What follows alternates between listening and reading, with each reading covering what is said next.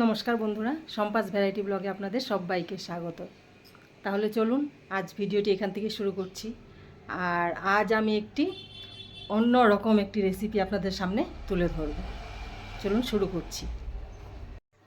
তাহলে প্রথমে আমি একটি পাত্র নিয়ে নিলাম। এই পাত্রে আমি পরিমাণ মতো বেসন নিয়ে নেব। বেসনটা একটু বেশি করেই নিচ্ছি, কারণ যেটা বানাবো ওটাতে বেসনটা একটু বেশিই লাগবে। আপনারা দেখতে থাকুন, তাহলে বুঝতে পারবেন যে কি বানাচ্ছি। তাহলে বেসন এতটা নিলাম। এবার আমি দিয়ে দেব পরিমাণ মতো নুন।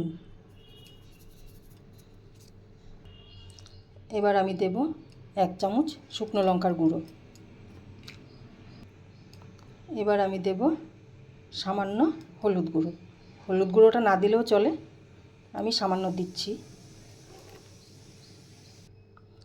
এবার আমি দেব কুচিয়ে রাখা পেঁয়াজ। আর পেঁয়াজটা একটু পরিমাণে বেশি দিচ্ছি। এখানে আমি 4টে মিডিয়াম সাইজের পেঁয়াজ কুচিয়ে নিয়েছি। আর এবার দেব আমি একটা গোটা রসুন কুচিয়ে নিয়েছি। এবার রসুন কুচো। আর এখানে কাঁচা লঙ্কা কুচিয়েও দেওয়া যায়, আমি কাঁচা লঙ্কা কুচিয়ে দিচ্ছি না, আমি শুকনো লঙ্কার গুঁড়ো ব্যবহার করছি, তাই কাঁচা লঙ্কাটা আর কুচিয়ে দেব না। আপনারা চাইলে কাঁচা লঙ্কা কুচিয়ে দিতে পারেন। এবার দেব আমি 1 চামচ গোলমরিচের গুঁড়ো। এবার দেব সামান্য ধনের গুঁড়ো। এবার দেব আমি সামান্য গরম মশলার গুঁড়ো। গরম মশলার গুঁড়ো একদম পরিমাণে কম দেব। এবার দেব আমি 1 চামচ আচারের মশলা, আমের আচারের মশলা দিচ্ছি। একটু টক টক ভাব হবে, তার জন্য আমের আচার দিলাম। এটা দেব না। এবার আমি একসাথে পুরোটা মেখে নেব।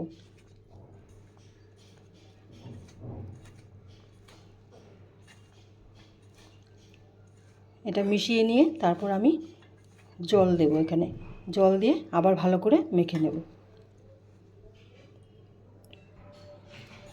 আমি মিশিয়ে নিয়েছি ভালো করে। এবার আমি জলটা দিয়ে দেব।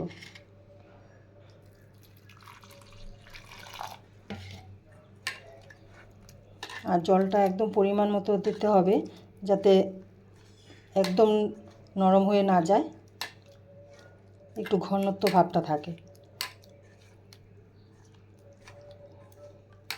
একদম এই মাপে জলটা দিতে হবে। এই দেখুন।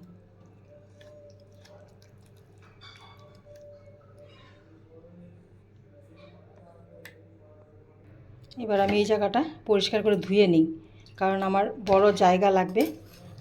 আর অত বড় পাত্র নেই যে পাত্রে রেখে করব, কারণ এই জায়গাটায় আমি করতে হবে, তাই ভালো করে পরিষ্কার করে ধুয়ে নিই। একদম পরিষ্কার করে ধুয়ে নিয়েছি। এবার আমি এখানে নিয়ে নিচ্ছি কচু পাতা।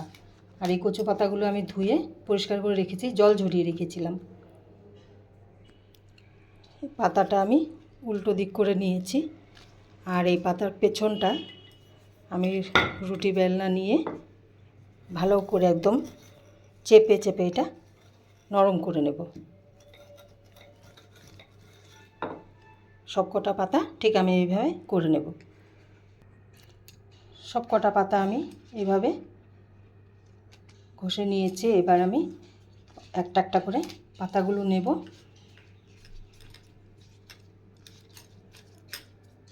আর তার উপর আমি মেখে রাখা এই বেসনটা দিয়ে দেব। একদম ভালো করে পুরোটা ভরে দিতে হবে।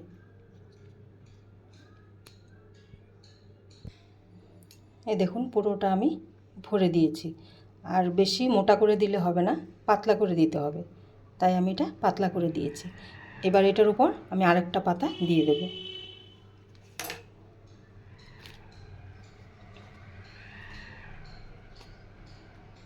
ঠিক আমি হাফ থেকে দেব।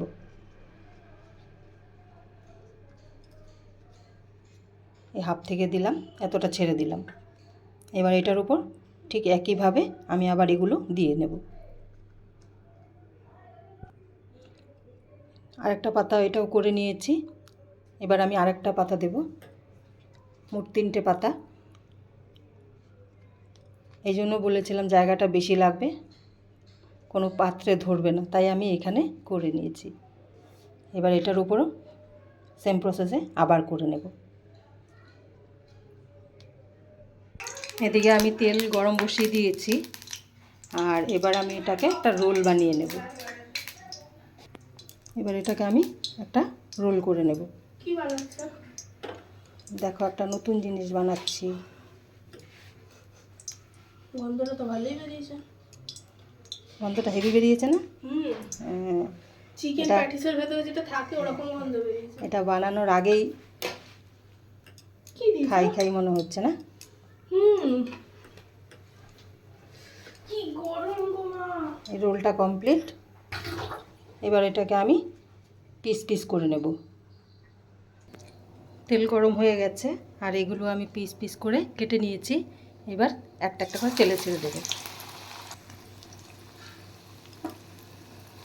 এবার ও পিঠটা হলে তারপরে এই পিঠটা উল্টে দেব। আস্তে আস্তে হোক। হয়ে গেছে বড়াটা। এবার আমি এটা নামিয়ে দেব। বড়াগুলো নামিয়ে দিয়েছি, আর দেখুন কি সুন্দর হয়েছে। এবার খেলে বোঝা যাবে কি হবে এটা। তাহলে বন্ধুরা, আপনারা দেখলেন আজ আমি কচু পাতা দিয়ে কি বানিয়েছি, একটি অন্যরকম রেসিপি।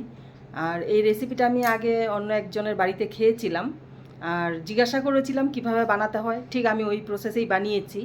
এবার আপনারা যদি ট্রাই করেন তাহলে কচু পাতাটা আগের দিনেই কেটে এনে একটু রোদে শুকিয়ে নেবেন, হালকা শুকিয়ে নেবেন, যাতে রসটা একটু শুকিয়ে যায়, আর না হয় হয়তো গলা ধরতে পারে। তাই আমরা খেয়েছি, আমাদের গলা ধরেনি, কারণ আমি আগের থেকে এটা কেটে ভালো করে শুকিয়ে তারপর বানিয়েছি। এবার আপনারা যদি ট্রাই করেন তাহলে একটু সাবধানে, যাতে গলা না ধরে, আগের দিনই কেটে একটু শুকিয়ে নেবেন, তারপর এটা ট্রাই করবেন। আপনাদের যদি আমার আজকের এই ভিডিও ভালো লেগে থাকে তাহলে অবশ্যই লাইক, শেয়ার আর সাবস্ক্রাইব করে দেবেন। তাহলে আজকে ভিডিও আমি এখানে শেষ করছি। দেখা হচ্ছে নেক্সট ভিডিওতে। টাটা।